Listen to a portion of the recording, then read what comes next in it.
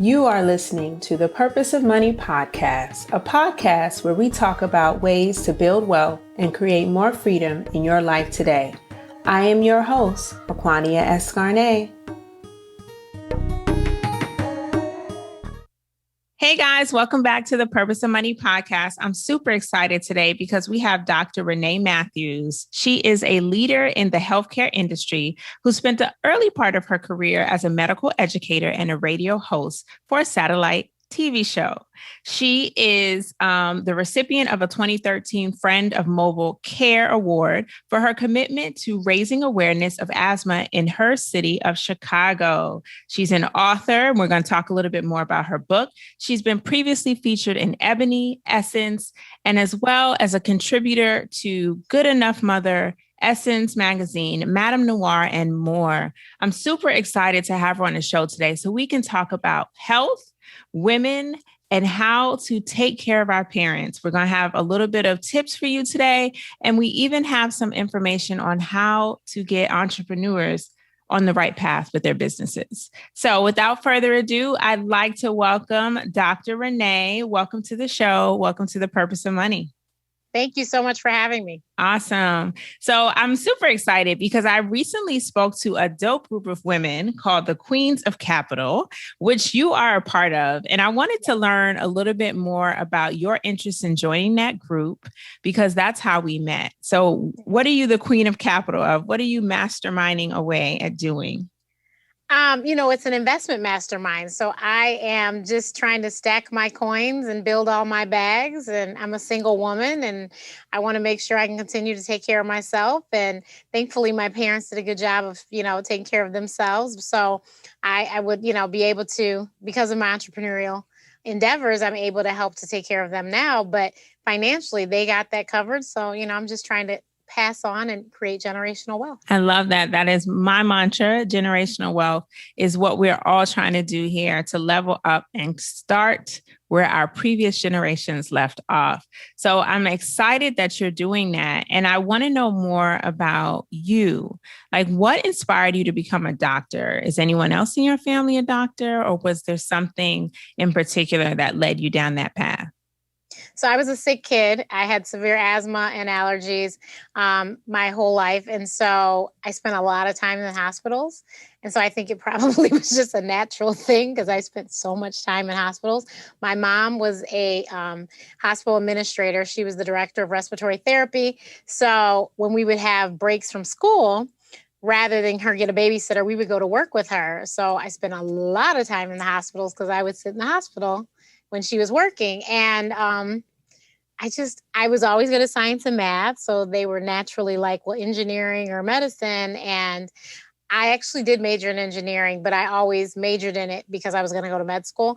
But this was my thing. Like, I didn't know what else I was really good at. So, and I could take the sight of blood. And I was like, I can do this. Okay. And really from a young age, I saw a doctor on TV, Dr. Nancy Snyderman. She was on Good Morning America. I'm aging myself. And she, for some reason, I was like, I want to be like her. I want to be on Good Morning America. And so I didn't know anyone personally that had done this path, but I was like, I can do it. And so here I am. I love it. And you are definitely on your way, if not there, because you're on TV, you're on satellite radio. So you are not just helping patients, you're helping people across the world. So I definitely want to learn more about your tips. As Black women, we're constantly sometimes told our pain is not pain. It's marginalized, or we're led to believe it doesn't exist. I have a family member who actually had a surgery, told her doctor she was in pain. And the doctor told her, no, that's not possible. You just had the surgery. You're just healing. And come to find out, she actually was going through the beginning stages of the same issue. And they had never seen that before. But when she insisted, then they finally took a second look and apologized. But she had to go through pain to do that. So what are some of your tips on how Black women can advocate for their own health, especially when engaging with medical professionals? I mean, the biggest thing is communication. So I personally, all my doctors are Black, and they're not all women, but they are all Black. And I think that that is a huge piece. There's been studies done that have shown that, Black preemies do better when they have a Black doctor, their survival and they're thriving and everything. So there are studies that show that it does make a difference. Now, I am the first to say, unfortunately, not all skin folk are kinfolk, but the most of us are very good and we pay attention. And so if you can, try to get a Black doctor. And I know that that's not possible all the time. So I tell everyone, unfortunately, in our culture, we seem to believe that doctors, we hold them in high regard, which is great. But that high regard means that we never fire them. No, the doctor works for you. If you and the doctor don't agree, then you probably should go find another one. So you can fire your doctor. Just like you go in job interviews, you can go and interview doctors and figure out, no, this isn't a good fit. This is a good fit. And find the one that works for you. So the biggest thing is finding a doctor that listens to you. Because just as much as you need to listen to the doctor, because you do need to listen to us and, we did go to school for something. You do need to listen to us, but we also need to listen to you. And if your doctor does not listen to you, because honestly, I feel like it's a team effort. So we're all a part of a team and we have to kind of figure out what works so that the team wins. So if you're not listening to your patient, then that's a problem. So I'm really a huge, huge proponent for please communicate. And if the communication's not working, then you should probably find someone else. And most doctors don't have a problem with you getting a second and third opinion. If they do have a problem, there is a problem. I like that. You know what I mean? If they feel some way about you asking another doctor, then you should try and figure out, well, why do they feel that way? Because then do they have something to hide? Like something is off, right? Mm-hmm. So I think it really comes down to communication. If you have somebody, and communication is a two-way street, people have to listen and they have to talk. So if they are not listening to your concerns, and I'm the first to say Google is not, does not qualify you as a doctor. So I understand. And, we have a lot of my colleagues are like, oh God, if another one comes in and says, but, I understand doing some research, but make sure that they're listening to you, listen to your complaints, listen to, just don't take, because honestly, they have said that Black women have a stronger pain tolerance, which is why they will pass you off and say you're not really in pain. When if somebody else had said they were in that pain, then they would do something about it. So that is why I think it's so important. And I'm so glad that because of what's happened recently, I have been told by a lot of hospital administrators that things are actually changing. And there is things happening in the hospitals, education going on, where hopefully we will be able to have equality when it comes to our care. But in the meantime, in between time, I'm trying to tell you, please try to find a Black doctor. And you can go to blackdoctor.org and you can look up Black doctors. There's a whole bunch of different directories out there, but I work with blackdoctor.org and I know that they have a plethora. You put in the specialty and city and state of where you're at and boom. I love it. I love it. And I think that's so important. But I appreciate you sharing the insight to the fact that the industry is slowly changing and hospitals are taking note. And that's important to know, too, because it makes me feel like there's hope. There's a transition. Although we cannot eliminate bias because it will always exist. Some people have those short thoughts that come to mind when they see something or think something. We can try to mitigate the impact of it as much as possible and being clear in what our needs are. So I love that you highlighted the importance of communicating to your doctor and making sure that the relationship is two-way. They're not, you're listening to them, but they're listening to you. That's really important. And so I appreciate that. So I definitely want to talk more about your show, because you're a celebrity, you're featured in different places, but you have your own show that's broadcasted in Walgreens and 45,000 doctors' offices across the U.S. Tell me more about the topics that you cover on your show and who should tune in. So my show is called Out of Office with Dr. Renee. That show is in doctor's office waiting rooms. So basically, for the most part, because I've actually seen it myself, when I was at the OBGYN, it was an episode with an OBGYN. When I was at the dermatologist, it was an episode with the dermatologist. So the episodes usually do pertain to whatever doctor you're going to visit. And they're really short episodes. They're like maybe 3 5-minute episodes, and they touch on a quick topic, but hopefully it's some information that maybe will help you when you're about to go into your visit, because obviously you're watching in the waiting room. We're also on the tablets as well. So while you're waiting for the doctor, you might see an episode too. And really, they're just like I said, little nuggets that hopefully will help you in your visit. I hope. And that was the mission. And I've gotten lots of feedback that it has been very helpful information. So clearly people did actually pay attention. So I'm happy for that. My other show is on YouTube, the Ask Dr. Renee Show. And that show is to motivate and inspire you to live the life you deserve. And so I think everyone should watch that, because I think everyone needs to be motivated and inspired to live the life they deserve. Let's face it. This is what I say at the beginning of every episode. We have one life. This is not a dress rehearsal. So if you would like to play like you have another chance, go ahead. But this is it. And so, I always say, if it does not harm you or others, do it, whatever it is. Because what could you lose? But then what could you gain? So my guests have been, today I had DJ Wiz, who is the DJ for Kid and Play. Last week we had the lead singer of Troop, Stephen Russell Hartz. We've had D Nice. Everyone knows about Club Quarantine now. We've had Lisa Nichols, who told us how we are all meant to live an abundant life, which goes right along with my favorite hashtag. My hashtag is live life you deserve. And we've had Michelle Williams of Destiny's Child. Next week, we'll have Jason Weaver from The Chi. But we have people who I believe that they are living the life they deserve. And I know their stories. And I know that everyone sees, I've had guests that are bloggers. I've had guests, Cassandra Cummings has been on the show because, of course, she's the head of I always say she's the head of my money team. My money coach, Draka, who I got her as a money coach when I joined Queens of Capital. She's been on. These are people that I know their stories, but you don't know their stories. And, a lot of people see Cassandra. She has a group on, Facebook with almost 100,000 women, Stocks and Stiletto Society. But a lot of people don't know her story. So I brought her on my show so they could hear her story and understand she knows. She's a single mom. She knows, and people are like, huh? They don't know. She didn't come from wealth. She created this. She did this herself. And so same thing, Michelle Williams, she talked about her depression long before she was checking in. She came on my show and she talked about that, and even D Nice, he went through a depression period. People didn't know that. Diane Valentine, who is wedding planner to the stars, Tony Braxton, Nas and Khalees, Usher. I mean, tons and tons of weddings. She, single parent, she didn't come from money either. And she created this entity that she now has, this beautiful brand. So I want people to understand that these people are just like us, and some of them far, far, far worse than we ever started. And look at what they've been able to make, and look how, wonderful their lives are just because they took a chance on themselves.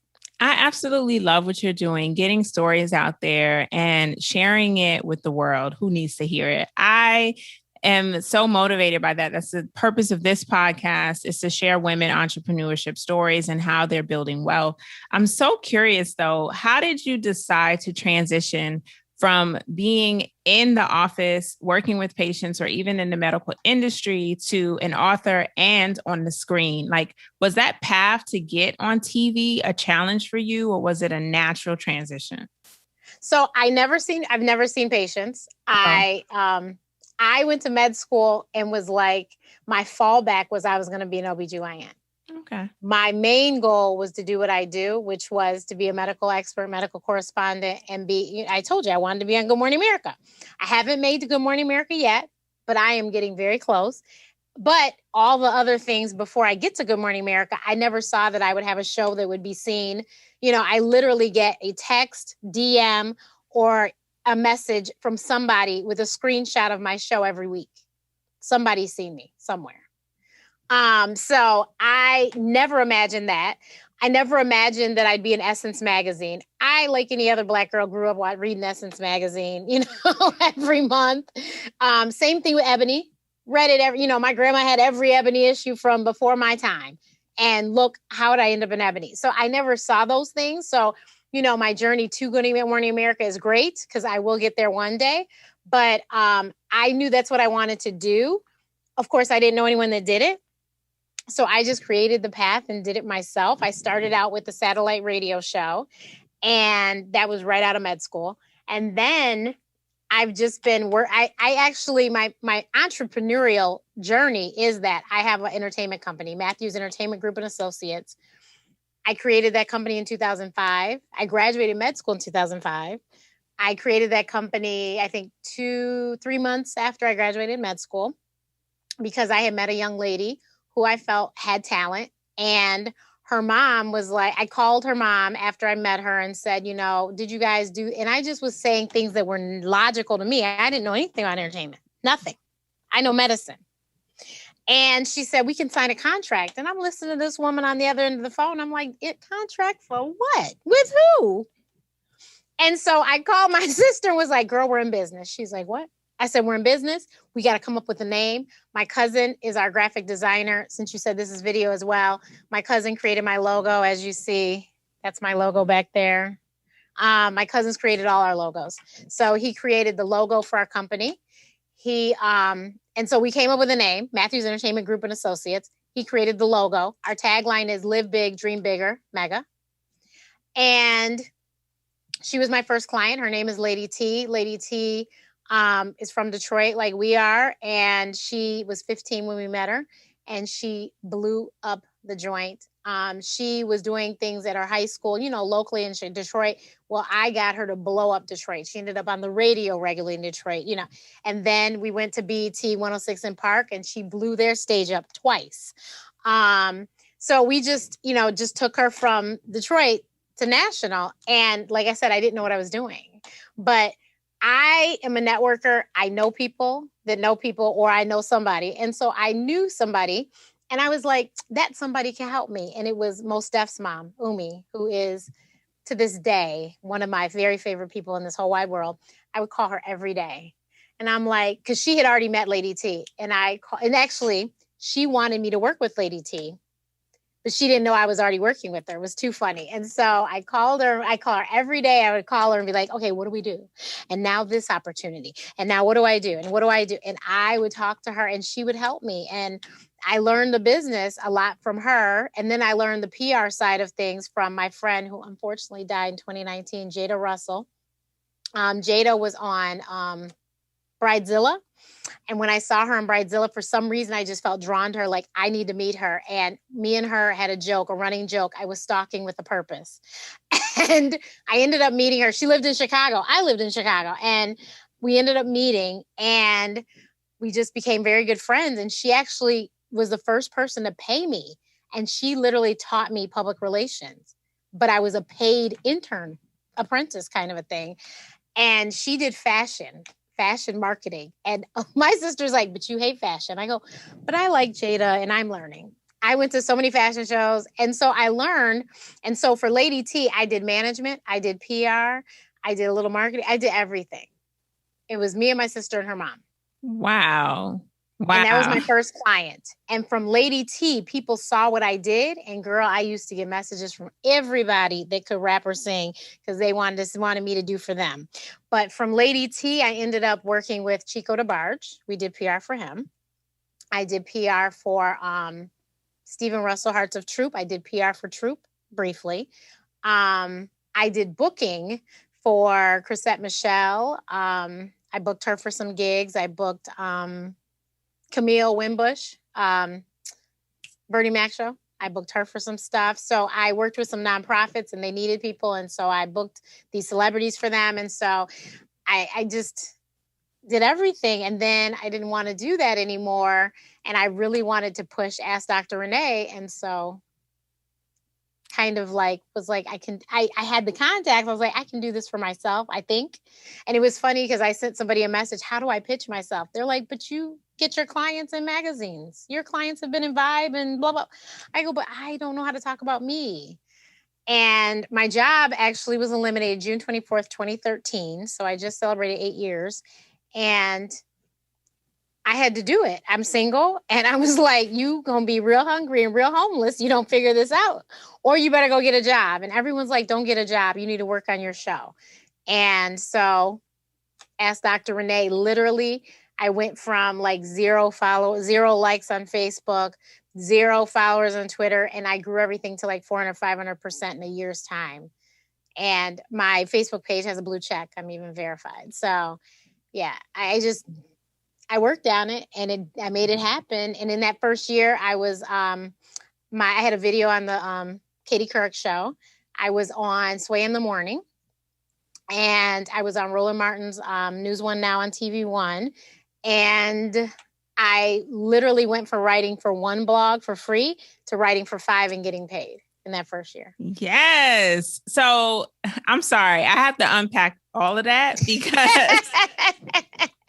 that was a lot, but it was so interesting. I was just like, and then like she keeps going and I'm like, what? Really? So you emphasize a point I tell people all the time. Your net worth is your network, or your network will increase your net worth, right? Yeah. Because you utilize your network to get one person everywhere. And then you built genuine relationships. So it wasn't, a business transaction situation. You built relationships, you learned skills, you were willing to intern, and then you use that to make yourself a better entrepreneur. I think that's super powerful. And it really resonated with me. And I'm sure it resonated with my listeners. But then you also highlighted another thing that I hear women say all the time. And I'm even a victim of this. We do so much for other people and then don't think to do it for ourselves.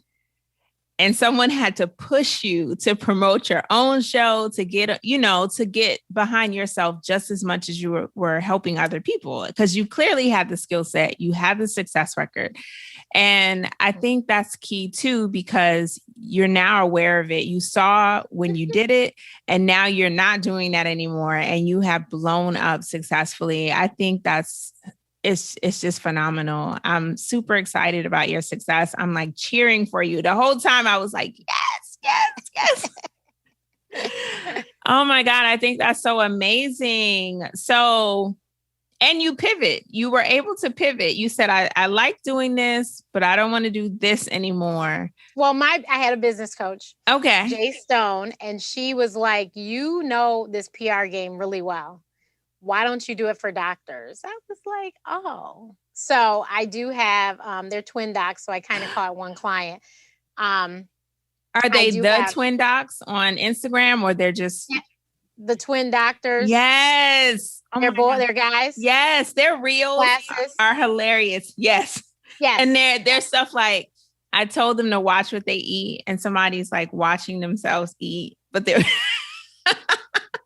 I love them. Yeah. So doctors Idris and Jamil Abdur Rahman. Yes. They are my clients. They live in Chicago as well. And the funny thing is, me and my family, we watched Amazing Race. They were on Amazing Race a long time ago.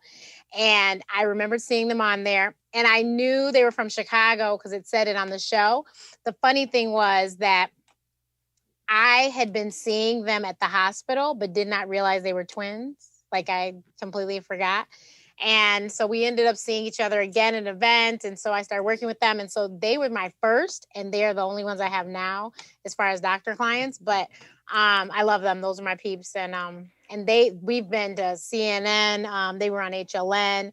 We've been to Sway in the Morning. They've been on the Karen Hunter show. If you're a, serious person, Sirius XM listener, if you listen to those shows. So yeah, they've been a whole lot of places. I love them. They're hilarious. If anybody wants to check them out, their reels are so comical. And I kept telling them to do them, and they hadn't started. It took them a while, and then they finally started. So I'm really excited. But yeah, they're the twin doctors everywhere. Twin Doctors TV on YouTube, and yeah.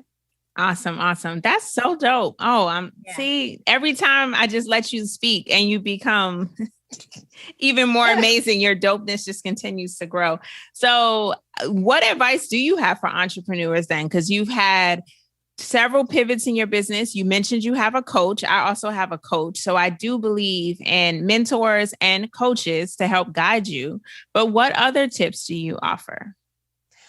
I think that my biggest thing is, please, if you know that there's something you want to do, Either you need to quit telling people that don't believe in you, or just try to find your tribe, your people that, are going to cheer you on, because those naysayers can kill a lot of great dreams that would have been great, that were great ideas, that would have been great innovative things.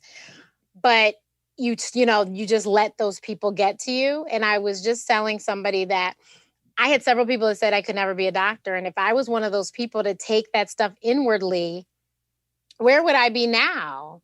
And then once I became a doctor and I was saying how I'm not really going to go into the hospital and work, and I'm not going to have a doctor's office, people were like, well, you have to. And I'm like, no, I don't. And they didn't quite understand that I could do what I want to do and be successful at it. And there's still people that don't believe. And I'm like, that's fine, because you're not paying my bills, and that's okay. I'm fine, But I know that I get to get up when I feel like getting up. I don't have an alarm. The only alarm is Sunday, because I don't want to be late for church. But other than that, I get up when I feel like it. I have the good sense to set my meetings later. So, because I actually do get up. I don't get up early, but I get up at a reasonable time. But I just let my body wake me up. And I think that's a great thing for me. And then I can hop on a plane when I feel like it and go where I need to go, because all I need to do is be at my computer and work. And I can work from my computer anywhere. I just need my computer. I need my computer and my phone. And then I use my iPad sometimes too. But that's it. And I'm good. And so in my entrepreneurial journey, I will tell people that you will work hard, because I worked harder than I ever worked for anyone else.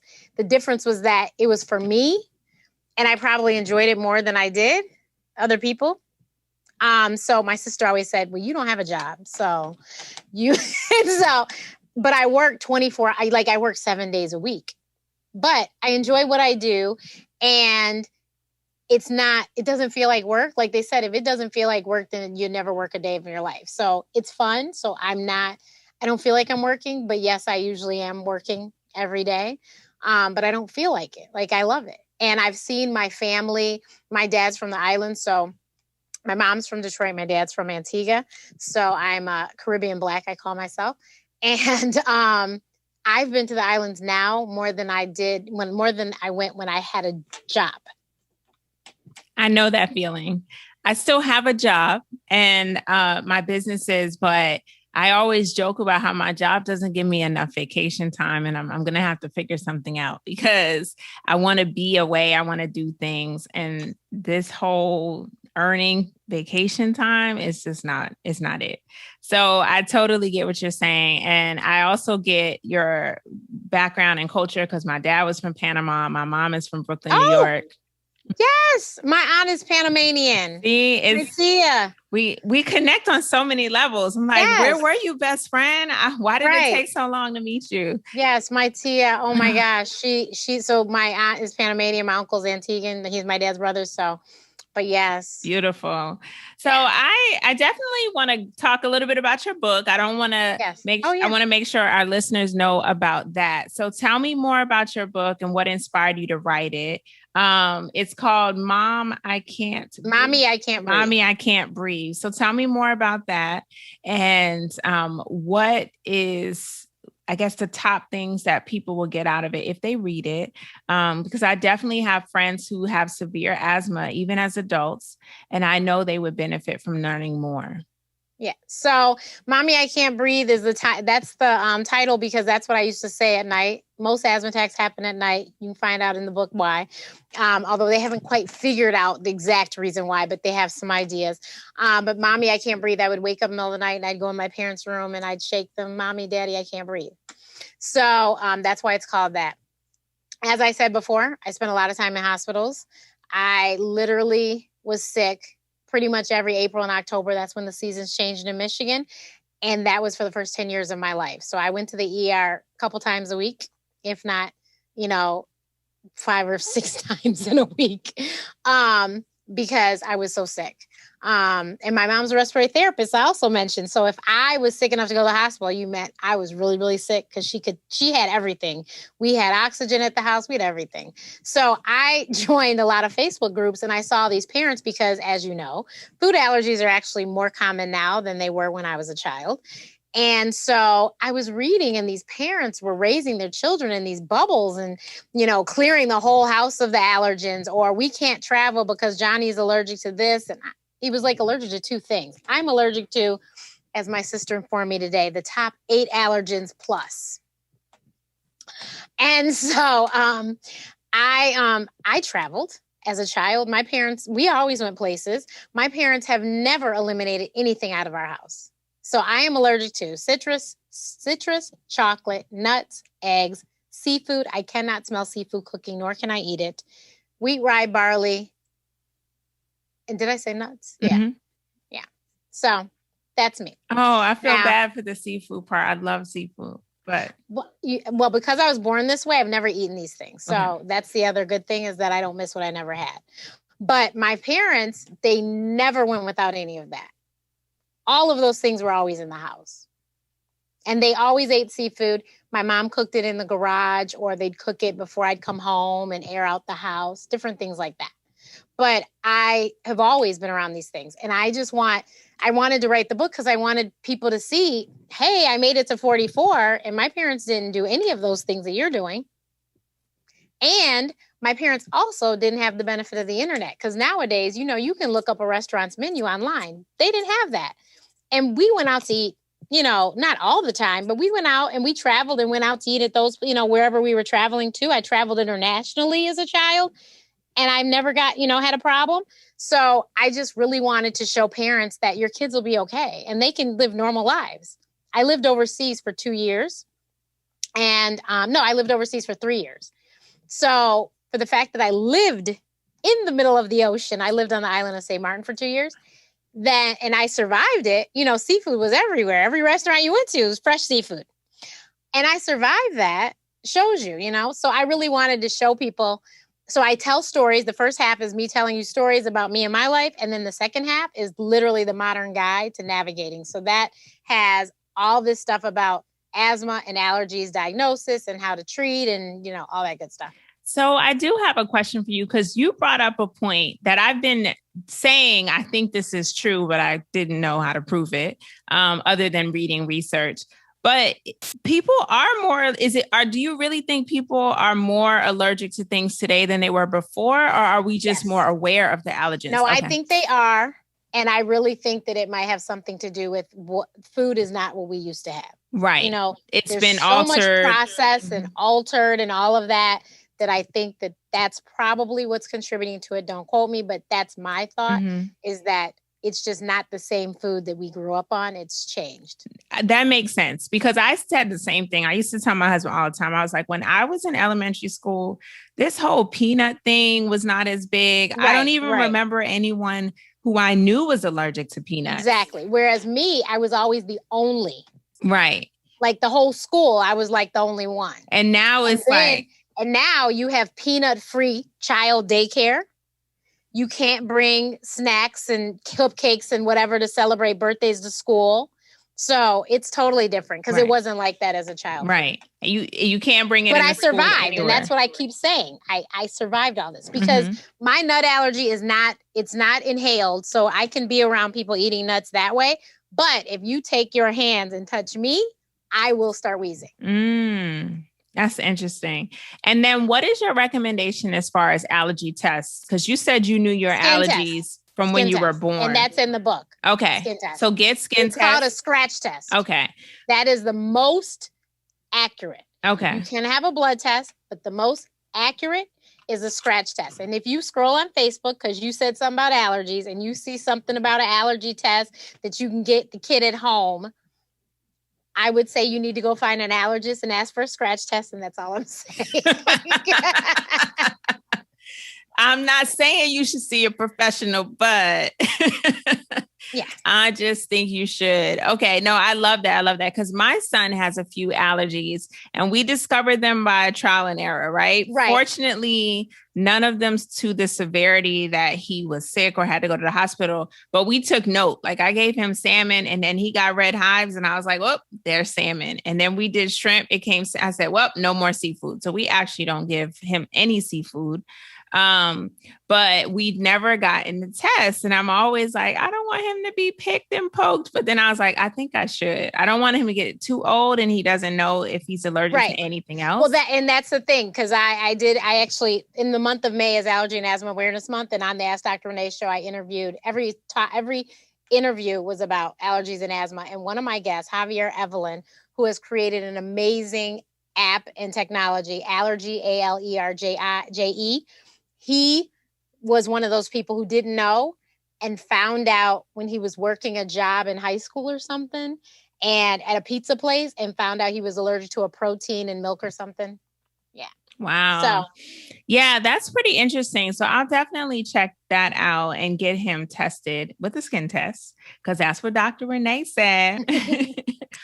But I think that's so interesting and he's the only one in our family with allergies because I don't have allergies. My husband doesn't have allergies and my older son doesn't. So that was also a shock for me as a parent to even have to write anything under allergies because I was like, what? That is, so my family, my mom has allergies. She's allergic to melons. That's it. But then like her brother has allergy and then, so it falls in her line, her family line. Asthma and allergies. So it's just I got the brunt of them because no one in either sides of my family has allergies like me. Right. And I've told everyone my children more than likely will be like me. And I'm okay with that. Okay. I was like, Jesus, I can handle asthma and allergies. I don't know about no other diseases. Yes, I'm a doctor, but I can handle allergies and asthma. I love that. I love it. I love it. How long did it take you to write the book? It took... I don't know. I should have wrote this down. I don't know. Maybe it took me like a month, maybe. Okay. And that was, I'm doing other things all during the day. And it was usually at night that I would sit there and start cranking out and start typing. So, yeah. I love it. I'm going to definitely check it out. And I'll include a link to your book in the show notes so listeners can grab a copy too. Thank you. So another question about taking care of parents, because I learned that you are also taking care of an elderly parent who has had some health challenges. And as a millennial, some of us are also in that sandwich generation where we're taking care of our own family. We are also providing for our parents. What are some tips that you have for women in this position, especially when it comes to helping manage their parents' health care? So well, thankfully, like I said, my mom was in healthcare. So my mother is real big on Renee, the doctor said, because yes, she knows a whole lot about medicine, but then she also knows that I am a doctor. And then she also knows that I have a network of physicians that I can always tap into. So I think that is huge. My biggest thing I tell anybody, elderly parents or children, whatever, you always need an advocate. Do not talk to the doctor without somebody else present. Because if you get bad news and you turn off, somebody needed to hear what was said after you turned off. So you always should have an advocate. So if at all costs, can you please, even if y'all live in different states, FaceTime something so that you can hear what the doctors tell your parents? Because just like that game operator, by the time it gets down to you, you might not have all the picture that you need. And the last thing you want to do is to not come home when you should have came home because you thought your dad was fine because nobody quite understood the severity of the situation. So make certain that your parents have given you, because my parents, it has been in, they've put it in writing, all of that. It says that we can discuss their medical stuff. Me and my sister can discuss and so especially with my father when he was in the hospital during COVID. And of course we couldn't visit. Everything was by the telephone. So therefore, and my mom's, before I came to stay with them, I was living in another state. So me and my mom weren't necessarily calling at the same time. So I can call and you should be able to tell me because my mother has given me permission. And so it's really important that you make sure that if anything, you've put that in writing so that they understand at the doctor's office, at the hospital, at the nursing home, wherever they are, they understand they can discuss these things with you. Because if you can't get on the FaceTime or whatever, you need to be able to call and say, hi, my parents visited today, blah, blah, blah. Or you need to email something. You need to be able to understand what's going on. And I think that is so huge. If you don't know what's going on, then you don't know what help they need. I've learned a lot being here because, one, I tell everybody, go into the business of senior transport. You'll make a killing. It is so expensive because my dad can't get in. He can't really easily get into the car. We need him to go by wheelchair. Wheelchair transportation is expensive as all get out. And needless to say, there were some doctors he actually had to go see and not virtually. Expensive as all get out. Please go into senior transportation. But there is usually in most cities, the Department of Aging, I believe that's what it's called. And you should, each state has a Department of Aging, and then they'll have a little thing for your city. Try and tap into them. They can have a lot of resources, hopefully, that'll help you. If your parents need rides, if they, whatever they need, they should be able to help you. I think that hopefully your parents have all their ducks in order. Thank you, Jesus. Mine's do.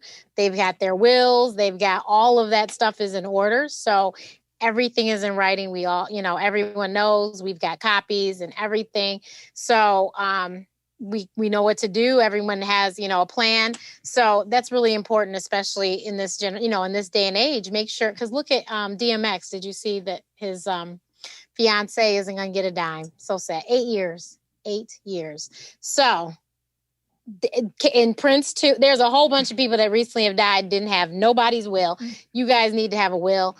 And I hate to, you hate to have that conversation with your parents. I didn't have to. My mother was on it because I didn't want to talk about it, but she took care of it. And I'm like, that's why I love my mother. And so I have to deal with that. But because I'm here, I'm able to, COVID, I couldn't at first go to the appointments, but at least my mom could go. But now the virtual ones, I've been on all the virtual ones. And then the portal, I'm on the portal so I can send questions to them and that, and stuff like that. So that's helpful.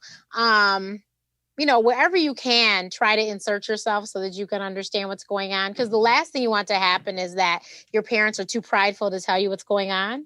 And then they get too far sick for you to be able to get them help. That's deep. My biggest thing as a doctor is the earlier we figure it out, the quicker we can fix it. But if you say, oh, I don't need to go to the doctor. Oh, I don't need to go to the doctor. And by the time you go, it's some huge colossal problem that they can't fix. Well, now we got to say goodbye to you. And that's not fun. So please, if you, make sure that they go to their appointments. We all need to go to the doctor regularly. Make certain we all go regularly. It doesn't matter what age you are. You need to make sure you're visiting the doctor regularly and getting all your appointments in, get all your numbers checked. I made sure my parents have the top of the line blood pressure cuffs because we need to make sure we check our blood pressures regularly. Thank you, Jesus. We don't have diabetes here, but if we did, we would have the best, thing that reads your sugar, whatever. Make sure that they have what they need. And a lot of times their insurances will pay for these things. It's just a matter of somebody didn't go to the doctor to find out they needed it. Love it. Love it. Those are really good tips and super helpful. And I've had so much fun talking to you today. Like, this conversation has brightened my eyes into not only the diversity in the medical profession and how you can be an educator, be on TV, be on a radio show, but then you as a person, you're just amazing. Being able to pivot to entertainment and then back to being an awesome daughter, taking care of her parents and anything else in between. But I have to ask you my signature question because I ask everyone on the podcast this. What is your purpose for money? My purpose for money, I tell everyone my why is my sister. My sister still works a day job, and my why is to retire her because I don't have any children yet. Now, because she's getting there pretty soon. I think my purpose for money now is really generational wealth. I am going to be a mother one day, and I want to make sure my children and children's children and children's children's children are taken care of. I always jokingly say, that building in New York is called Rockefeller Center. I said there's going to be the Matthews Center. I love it. I love it. I can't wait to see it. I want to be there. I also want my listeners to follow you, especially check out your show on YouTube and anywhere else. Please let us know, where can we find you on social media and your website? My website is askdrrenee.info, and I'm Ask Dr. Renee on every platform. So that's YouTube channel is Ask Dr. Renee, Pinterest, Instagram, Twitter, Facebook page, TikTok, everything. I'm Ask Dr. Renee. So if you just type in AskDrRenee, you'll find me. Awesome. I'll make sure to include all of that in the show notes, guys. So make sure you check it out, follow. If you like this episode, please share it, like, and subscribe. Don't forget to leave a review. And I hope that you guys will continue to tune in because this was a great episode and I have many more to come. Until next time, keep building generational wealth. Thank you for listening to the Purpose of Money podcast. For more resources and information, check out my website, thepurposeofmoney.com. And while you're there, please sign up for our newsletter so you have the latest information on new episodes and blog posts. Until next time, keep creating freedom in your life today